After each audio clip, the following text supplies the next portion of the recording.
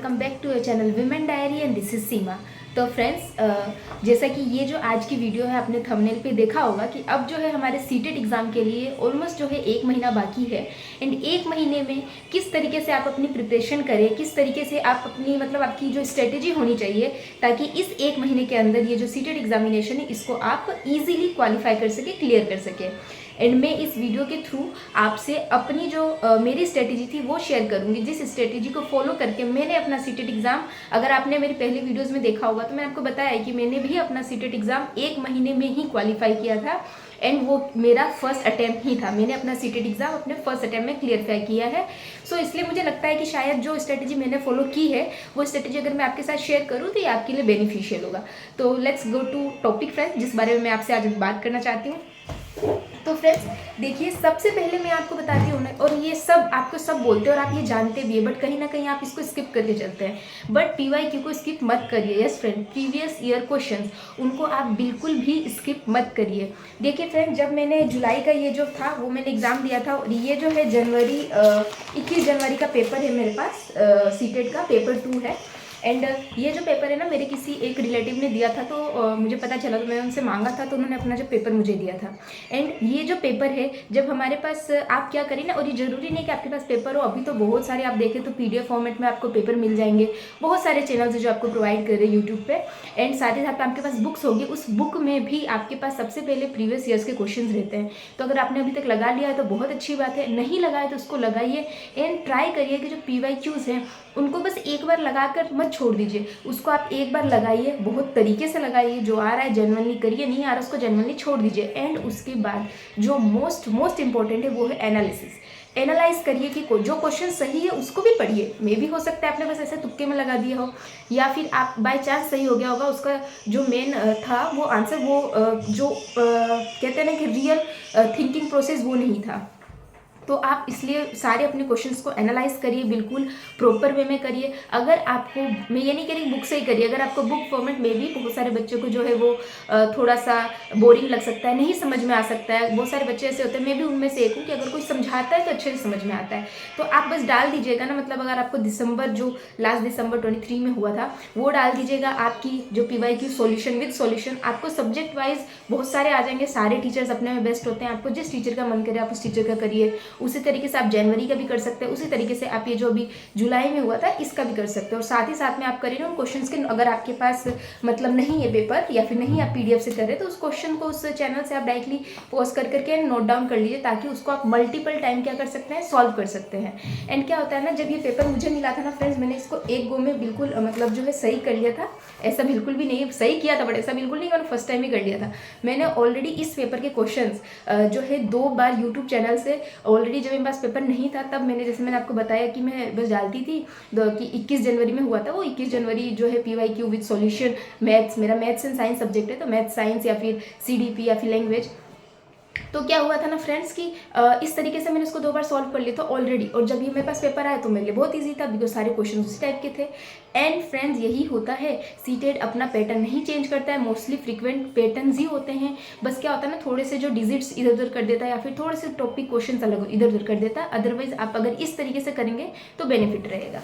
And एक और आपको बताना चाहूँगी कि अब से अगर आप मॉक टेस्ट दे रहे हैं तो बहुत अच्छी बात है, नहीं दे रहे तो स्टार्ट कर दीजिए। एंड मैं तो कहूँगी फ्रीक्वेंसी आपकी मॉक टेस्ट की, अब डेली आप एक जो है मॉक टेस्ट लगाइए। एंड आप क्या करिए, ऑफकोर्स जैसे मैंने आपको बोला कि बुक से लगाने में बहुत सारे स्टूडेंट्स को है जो बोरिंग लगता होगा, तो एक दिन बुक से भी जरूर करिए, क्योंकि हमारा ये जो पेपर है वो आपको पता है कि ऑफलाइन मोड पे है। तो हम जितना ज़्यादा ऑफलाइन मतलब करेंगे ना, तो उससे क्या होगा कि हमारा माइंड ना ऑलरेडी सेट रहेगा कि एग्जामिनेशन हॉल में उसे कैसे फंक्शन करना है। तो उस तरीके से आप ऑल्टरनेटिव डे कर सकते हैं ना, कि एक दिन मैंने बुक से लगा लिया, एक दिन मैंने यूट्यूब चैनल से लगा लिया, मतलब किसी भी टीचर के थ्रू। बहुत सारे क्वेश्चन आते हैं, बहुत सारे आप डालेंगे, प्रैक्टिस सेट्स, प्रैक्टिस क्वेश्चन तो आ जाएंगे।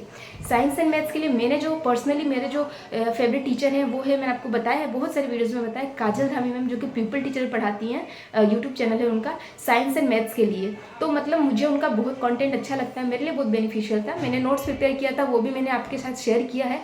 आप चाहे तो एक बार जाके उनको जो है विजिट कर सकते हैं, मैम के चैनल को, कि वो किस तरीके से पढ़ाती हैं।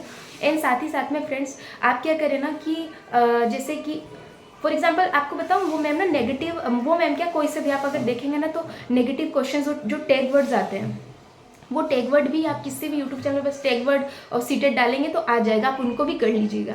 मानती हूँ कि टैग वर्ड का अब मतलब 2016-17 से उतना ज़्यादा जो है वैल्यू नहीं रह गया, मतलब उतने ज़्यादा क्वेश्चंस नहीं आते फ्रॉम टैग वर्ड्स। पर फ्रेंड्स क्वेश्चंस डायरेक्टली नहीं आते, क्वेश्चंस आते हैं बट वो थोड़े से इनडायरेक्टली हो जाते हैं। तो बट आपको पता होना चाहिए, अकॉर्डिंग टू मी मुझे ऐसा लगता है कि पूरे सीटेट के जो पेपर होता है ना उसमें 4 से 5 टैग वर्ड्स के हो ही जाते हैं। फॉर एग्जाम्पल आपको पता होना चाहिए कि अगर ओनली दे रखा है और अगर किसी चीज़ को रिगड मतलब बता रखा है, उसको रिगड उसी पे अड़े रहना है, रटंत विद्या कह सकते हैं, किसी को रटना है, तो ये सारी चीज़ें नेगेटिव सेंस में चली जाती है। वहीं पे अगर स्कोप फोल्डिंग हो गई, क्लासरूम आपका एक्टिवेटेड बेस हो गया बच्चों के, तो वो आपका पॉजिटिव सेंस में जाता है। फॉर एग्जाम्पल अगर आपको क्वेश्चन दे दिया कि कोई टीचर क्लासरूम में एक्टिविटी करवा रहा है, तो उसमें पहला है कि टीचर एक्टिव है, सेकंड स्टूडेंट एक्टिव है, तो आपको स्टूडेंट एक्टिव वाले पे जाना है, ना कि टीचर एक्टिव, क्योंकि ये जो NEP 2020 है उसमें ये आ रखा है ना फ्रेंड्स कि हमको क्या करना है, जिस चीज़ में बच्चे एक्टिव है ना वहाँ पे क्वेश्चन मार्क करना है, इस तरीके से। एंड सेकेंड थर्ड मतलब आपके लिए बेनिफिट क्या हो जाएगा ना, अगर आप अभी से पेपर लगाएंगे, क्वेश्चंस लगाएंगे, तो आपको पता होगा कि आपको वहाँ एग्जामिनेशन हॉल में किस तरीके से प्रिपेयर करना है। फॉर एग्जाम्पल अगर जैसे कि सीरीज भी होता है ना, अगर आपने पहले CDP आता है, मैं तो क्या करती थी, मेरा वही सीरीज रहता था, मैं पहले CDP लगाती थी, फिर जो मेरा सब्जेक्ट है वो इंडियन लैंग्वेज। तो अगर अभी से आप स्टार्ट कर देंगे ना लगाना मॉक टेस्ट, तो आपको पता चल जाएगा कि आपके लिए कौन सा सूटेबल हो रहा है। मोस्टली होते होंगे जिनकी लैंग्वेज में पकड़ अच्छी होगी, तो वो लैंग्वेज पहले कर लेंगे, उनको कॉन्फिडेंस आएगा, देन CDP, देन उनका सब्जेक्ट है, फिर इस तरीके से आप वाइस वर्सा कुछ भी कर सकते हैं। पर ये जब भी होगा जब आप अपना मॉक टेस्ट स्टार्ट कर देंगे, तो मेरी तरफ से यही बस होगा कि आप जो है मॉक टेस्ट करना स्टार्ट कर दीजिए। एंड CDP में सबसे बेस्ट तो आपको मैं बताऊँगी, पेडागोजी क्वेश्चन जो होते हैं ना, आप उसको चाइल्ड सेंटर्ड रह के सोचिए। पेडागोजी अगर आप जूनियर दे रहे हैं, प्राइमरी के दे रहे हैं, मतलब पेपर कर रहे हैं फर्स्ट पेपर, तो उस पर जो भी CDP पेडागोजी बेस्ड क्वेश्चन होंगे ना, उसमें आप बच्चे, छोटे बच्चे, मतलब आप देख सकते हैं कि हाँ 10-12 साल के बच्चों तक को माइंड में रख के सोचिए कि 10 साल के जो बच्चे हैं उन पे आप कैसे अप्लाई कर सकते हैं, उनको कैसे स्टार्टिंग सिखा सकते हैं। और जो आप जूनियर यानी 6 to 8 का दे रहे हैं, तो उससे आप मतलब 10 से 12, 10 से ऊपर मतलब जो भी बच्चे हैं उनको, यानी कि 8 क्लास तक के बच्चों को आप कैसे सिखा सकते हैं। फॉर एग्जाम्पल अगर आपको नर्सरी में बोल दिया जाए कि नर्सरी क्लास के बच्चों को आप कैसे सिखाएंगे, तो वहाँ पे अगर आएगा आपका एक कि आप एक मतलब कह सकते हैं कि एक चित्र डायग्राम के थ्रू समझा रहे हैं उनको, एक्सप्लेन या फिर बस बोल रहे हैं, तो उनके लिए तो भाई ऑफकोर्स वो जो डायग्राम जिसमें वो एक्टिव रहेंगे, एक्टिविटी करेंगे, उनको वो ज़्यादा अच्छे से फीड होगा। तो आपको क्या करना है, इस तरीके की चीज़ें क्या करना है, अपने माइंड में क्वेश्चन सॉल्व करते हुए करना है। और अभी से आप स्टार्ट कर देंगे तो एग्जामिनेशन हॉल में आपका माइंड यूज टू हो जाएगा, उसको पता रहेगा कि उसको इस क्वेश्चन को किस तरीके से लेना है। एंड CDP मतलब नॉर्मल बात हो गई, तो CDP के जो भी रचनावादी है ना, उनको आप क्या करिए कि एक अलग से पेपर पे लिख लीजिए, जैसे कि आपके व्योत्स्की हो गए, ये प्याजे हो गए, ब्रूनर हो गए, सबको लिख लीजिए एक पेज पे, और इनका सबका अलग अलग डाइवर्ट कर दीजिए कि लिख दीजिए कि व्योत्स्की का क्या मतलब है, रचना है, उन्होंने किस किस बेसिस पे क्या क्या सिद्धांत दिए, ब्रूनर ने क्या दिया है, व्योत्स्की, मतलब इस तरीके से आप कर लीजिए। फॉर एग्जाम्पल आपको पता होना चाहिए, आपको पता है जो विकास है ना, विकास को पूरे CDP पूरे पेडागोजी में क्या माना गया है, उसको सतत माना गया, कॉन्टिन्यूस माना गया कि वो बढ़ता रहता है। पर कब तक, जब तक उसमें प्याजे का जो है नाम ना आ जाए। जहाँ प्याजे का नाम आ जाता है तो प्याजे की थ्योरी के अनुसार जो विकास है वो असतत है। तो ये चीज़ पता होनी चाहिए, और ये तभी पता होगा जब हम इनके बारे में थोड़ा सा अच्छा पढ़ लेंगे। और बिल्कुल भी कोई टेंशन की बात नहीं है, एक एक जो रचनावादी है इनका नाम आप डालिए यूट्यूब पे, उनकी 5 से 10 मिनट ज़्यादा लंबी नहीं आएगी, 5 से 10 मिनट की एक वीडियो आएगी, आप उसको नोट डाउन कर लीजिए और उसको पास में हर मतलब जो भी आपके रचनावादी पास में कर लीजिए, तो आप डिफ्रेंशिएट कर पाएंगे। क्योंकि CDP में इस तरह के क्वेश्चन आते हैं कि इनका मतलब ये बता दीजिए, विकास से रचना या रचना से विकास, ये जो है किसका है। तो ये जब भी होगा जब आपको उनके बीच में डिफ्रेंशिएट करना आएगा। तो इस तरीके से आप करिए। मैथ्स का भी फ्रेंड्स, आप मैथ्स के कोई ज़्यादा जो है डाइवर्शन नहीं होता है क्वेश्चन में, सेम होता है, एप्लीकेशन बेस्ड होता है। आपको जो भी मतलब जिस चीज़ पे आना है उस पे आना है, ये फिक्स है ना। आपको पता है कि रेशो के क्वेश्चंस आएंगे तो आएंगे, तो बस अगर आप जब तक PYQs नहीं करिएगा आप इसको नहीं मतलब अटेंड कर पाइएगा। PYQ करिए। साइंस के भी वही क्वेश्चंस है, हमें पता है कि एसिड एंड बेस से क्वेश्चंस आते हैं तो आते हैं, हमें पता है कि सॉइल अवेजन से क्वेश्चंस आते हैं तो आते हैं, और वही रहता है, ज़्यादा आपको डाइवर्स नहीं करता है। प्लीज़ मैं आपको अभी भी बोलती हूँ, पहले भी मैंने बोला है, CTET एग्जाम के लिए अगर आप स्पेशली कर रहे हैं, आपको NCERT के पीछे भागने की जरूरत नहीं है। NCERT में बहुत ज़्यादा कंटेंट है, CTET इतना नहीं पूछता है। तो बस अगर इस बेस से आप डेली एक मॉक टेस्ट देंगे एंड उसको एनालाइज करेंगे, मर्जी आपकी है कि आप ऐसे ऑल्टरनेटिव डे पे दें कि भाई एक दिन आप ऑफलाइन दें एक दिन ऑनलाइन दें, मतलब एक दिन अपने मोबाइल से यूट्यूब वगैरह से दें। और अगर आपको अभी बिल्कुल भी जो है बुक से नहीं देना है तो धीरे धीरे, मतलब स्टार्टिंग में आप 7 दिन दीजिए ऑनलाइन, देन वापस से धीरे धीरे आप अपने बुक की तरफ शिफ्ट होइए, पर बुक की तरफ शिफ्ट जरूर होइए बिकॉज आपको पता होना चाहिए। एंड एक और मैं आपको बता दूं कि जब आपके पास OMR शीट आएगी तो जिस सेक्शन को आप पहले अटेम्प्ट करेंगे ना, तो उस सेक्शन को पहले आप अपने इसमें, मतलब जो आपकी ये बुकलेट होगी इसमें पूरा टिक कर लीजिएगा। फॉर एग्जाम्पल देखिए इसमें भी मैंने, और पता है आप इसमें बहुत बार, देखिए ये जो मैं आपको बताया, देखिए मैंने इसमें कितनी बार प्रैक्टिस कर रखा है, मैंने इसमें भी सॉल्व किया है। तो इस तरीके से आप सॉल्व करिए। एंड जिसका मैं OMR शीट का बता रही हूँ ना आपको, तो 1 से 30 आपने कर लिया, तो आप क्या करिए पहले अपने बुकलेट में निशान लगा दीजिए, फिर उस 1 से 30 को क्या करिए OMR शीट पे।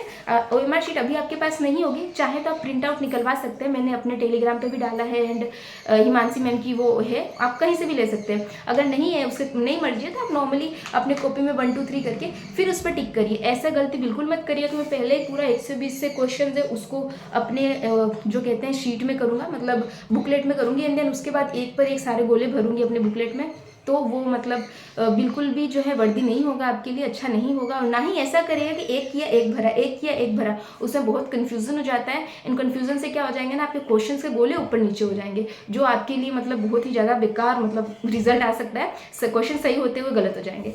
तो बस फ्रेंड्स, मेरी तरफ से सीटेट के लिए मुझे लगता है कि आप इतना करेंगे और अभी से स्टार्ट कर देंगे तो 1 महीना इनफ है, आप सीटेट में अच्छे से जो है क्वालिफाई कर लेंगे। डेली के अभी से भी आप अगर 4 घंटे, यस फ्रेंड्स, केवल 4 घंटे सीटेट के लिए निकालते हैं तो it's more than enough. And that's all friend, best of luck for your CTET exam. अभी से प्रिपरेशन में लग जाइए। अगर अभी भी इस एग्जाम के लिए आपके मन में कुछ क्वेरी है तो आप कमेंट बॉक्स में मुझे जो है क्वेश्चंस अपना लिख दीजिएगा, मैं उसका रिप्लाई जरूर करूंगी। अगर फ्रेंड ये 1 महीने जम के मेहनत करिए, टाइम है, मिल जाता है आपको, बस अपने आप को मनाना है कि टाइम है, निकल जाएगा। 2 घंटे शाम, 2 घंटे सुबह एक्स्ट्रा पढ़ना, 1 घंटे कहीं दिन में अपना टाइम निकाल लीजिए, 4 से 5 घंटे इजीली आपको मिल जाएंगे, आप पढ़ लीजिए। आपको पता है अगर आपने ये सीटेट क्वालिफाई कर लिया तो आगे कितनी सारी मतलब आपके लिए अपॉर्चुनिटी है।